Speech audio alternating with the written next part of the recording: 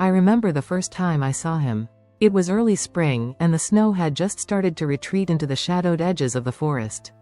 The thaw brought more than green shoots and mud, it brought phone calls. Lots of them. That's how it always goes when you run a wildlife rehabilitation center.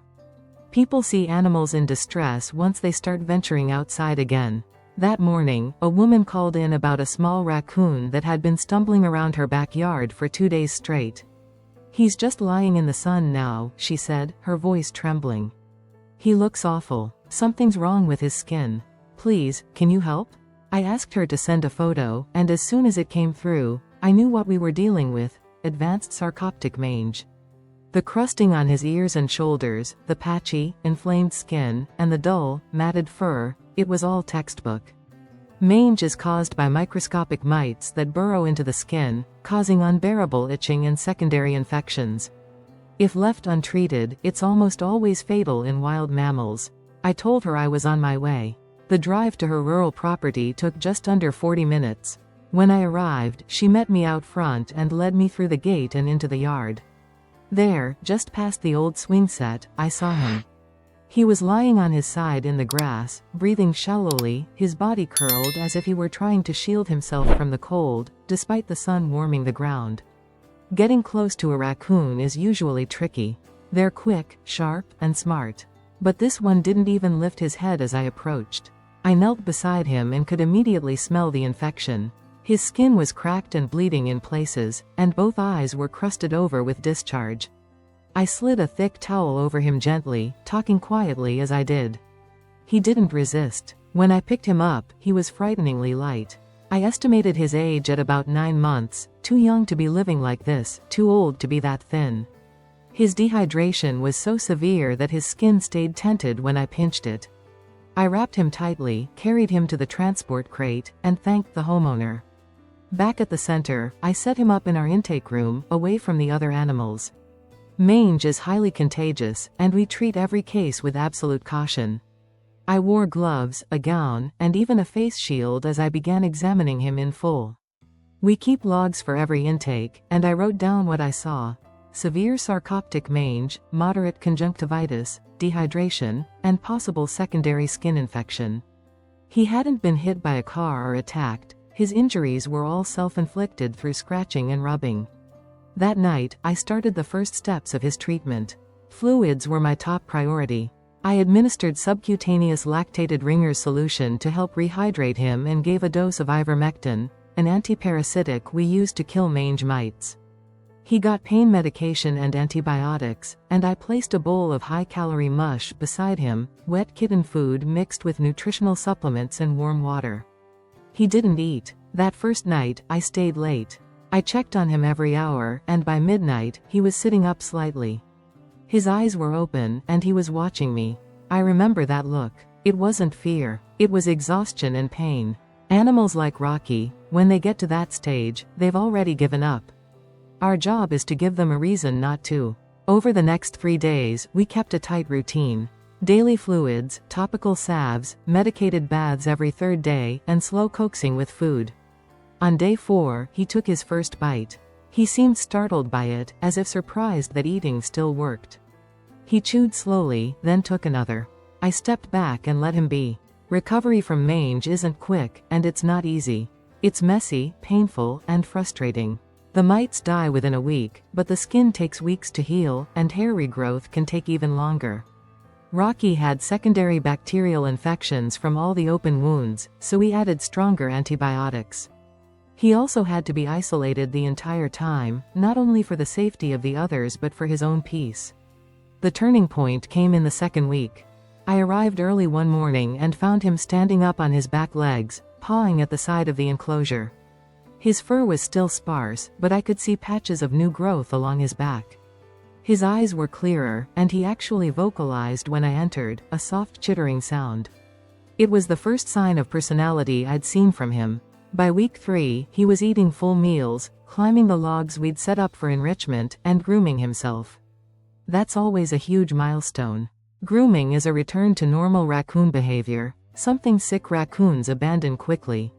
Still, we had a long way to go. His energy was returning, but he wasn't ready for the wild. Mange can flare up again if it's not fully treated, and dehydration can cause long-term organ stress. I continued to monitor his hydration levels, kept his space clean and stimulating, and gradually introduced him to sights and sounds of the outdoors. I'd walk past his enclosure every day and say, "Morning, Rocky." Somewhere along the way, the name stuck. I don't usually name our intakes. It's easy to get too attached, but Rocky had earned it. He was a fighter, and he'd already come further than most raccoons in his condition ever do. By the end of the 4th week, we moved him to one of the larger outdoor enclosures. He was gaining weight steadily and had almost full regrowth of his coat. The moment we opened the door to the new pen, he shot out and climbed the nearest tree branch with a speed that startled me. It was the first time I'd seen him climb. I stood there watching him for a long time. That was the beginning of the next phase, preparing him for release. Watching Rocky dart up that tree limb for the first time brought a lump to my throat. It was more than just a milestone, it was confirmation that we hadn't just kept him alive, we'd given him back the life he was meant to live. When we moved him to the outdoor enclosure, it marked a crucial phase in his recovery, rehabilitation, not just healing. The outdoor enclosures at our center are designed to mimic the natural environment as much as possible. They're roomy and shaded, with real trees, logs, climbing structures, and places to hide. Rocky's enclosure was surrounded on 3 sides by forest, and I often wondered what he thought when he heard the sounds of the woods at night, if he remembered where he came from, if he missed it. He adjusted quickly to the outdoor space. Within a few days, he was exhibiting all the behaviors we hoped for: climbing, foraging, washing food in the water pans, and even vocalizing at night. His energy had returned in full force, and so had his instincts. But it wasn't time to release him yet. Healing from mange takes weeks, sometimes months, and we needed to be sure that the infection was entirely gone before he could go back into the wild. Mange mites are hardy and persistent, and the risk of reinfection is real, especially in shared habitats. I ran follow-up skin scrapings and examined them under the microscope. The first 2 came back clear. We waited 10 more days and did a third. Still negative. That's when I finally let myself believe he was going to make it. The next step was preparing him for independence. That part is always delicate. You want to help, but not too much. Feed, but not hand feed. Interact, but never imprint. We limit human contact during this phase, so Rocky's only interactions were clinical: feeding, cleaning, monitoring. We made sure to vary his diet, giving him wild edibles like berries, acorns, and insects, and presented them in different ways to encourage problem-solving and foraging. I watched him from a distance during morning and evening checks. He never once looked to me for food or attention. He didn't approach, didn't linger. That was perfect. A raccoon that bonds too closely with people is at risk after release, of danger, of misunderstanding, of being treated like a pet. Rocky was still wild at heart. We'd given him the care he needed, but his spirit had stayed intact. Around week 6, we did our final medical exam. By now, Rocky's coat had fully regrown, sleek and healthy. He'd put on almost 2 pounds, and his eyes were bright and alert. There were no signs of mange, no scabs, no crusting, and his mobility was excellent. He passed the release assessment with flying colors. The last decision was where to let him go. Normally, we try to return animals to their home range, but in Rocky's case, that wasn't an option. The area where he'd been found had several houses clustered together and a known issue with mange spreading among local wildlife. We didn't want to risk sending him back into a hotspot. So we coordinated with the State Wildlife Agency to find a better location: protected woodland about 30 miles from the center, rich in resources, far from busy roads, and with minimal human traffic. The night before the release, I went out to the enclosure alone. Rocky was perched on one of the highest branches, silhouetted by the moonlight. I stood quietly, watching. Maybe it was just the long weeks of care and effort, but I felt a heaviness in my chest, pride, relief, and that inevitable ache of goodbye. "You did good," I said softly. "Tomorrow's your day." Transporting a raccoon for release is surprisingly quiet, especially with animals that are truly wild again.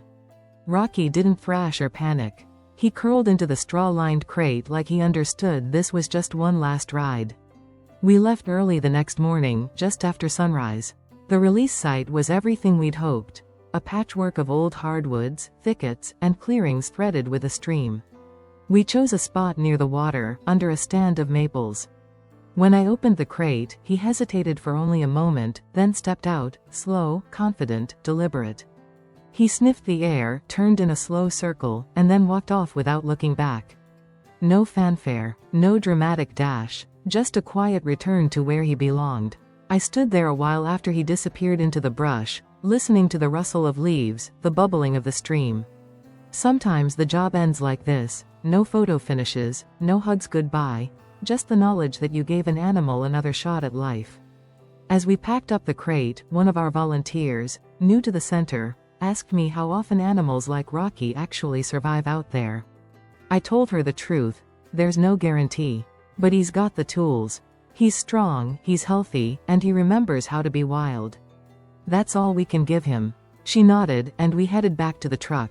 Releases are always bittersweet. You spend weeks, sometimes months, pouring everything into a single life.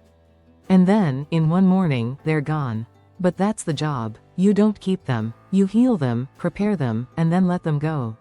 Rocky was one of the lucky ones, not just because he survived, but because someone cared enough to make the call that started it all.